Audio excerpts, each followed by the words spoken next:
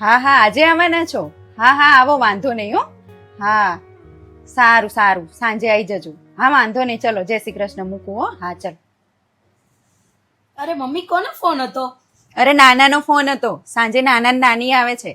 અરે વાહ, નાના નાની આવે છે, વાહ હા. મજા આવશે તો. તો સાંજે છે ને એમને ભાવતી વસ્તુ બનાવીશું. એમને છે ને ઢોસા બહુ ભાવે છે, તો આપણે ઢોસા બનાવીશું.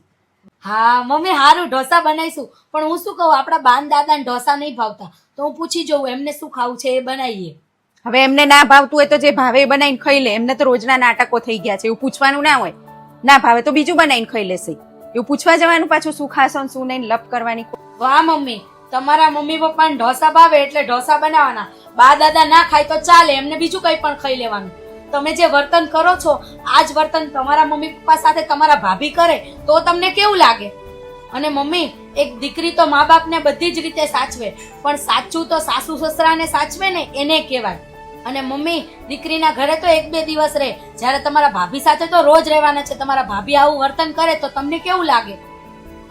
વહુએ પોતાના સાસુ સસરાને એટલું સાચવવું જોઈએ કે એમને એમની દીકરીની યાદ કદી ના આવે. અને મમ્મી, તું આવી રીતે બા દાદાને બોલે છે તો કાલે સવારે તારી વહુ આવશે ને એ પણ તને આવી રીતે જ બોલશે. સાચી વાત છે હો આરતી તારી.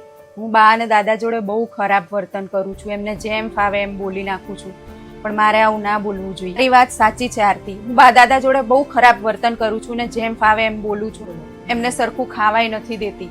પણ હું એ ભૂલી ગઈ કે કાલ સવાર મારો પણ વારો આવશે, મારી વહુ આવશે તો મારી જોડે એવું કરશે તો મને કેવું થશે? બા દાદા ભલે બોલતા નથી, પણ એમને અંતરાત્માથી તો દુઃખ થતું જ હોય. અને મા બાપને દુઃખી કરી અને આપણે ક્યારેય સુખી ના થઈ શકીએ.